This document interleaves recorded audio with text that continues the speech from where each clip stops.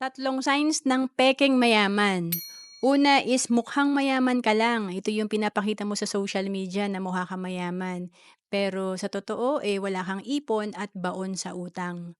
Pangalawa is nag invest sa material na bagay lang o nakikita. Ito yung wala kang investment sa mga intangible.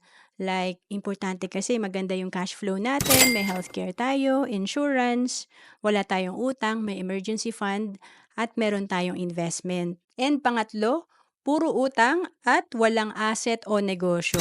Tandaan natin sa cash flow quadrant ni Robert Kiyosaki, importante na mapunta tayo sa quadrant 3 and 4. Ito yung importante tayo ay entrepreneur, business owner, at may investment.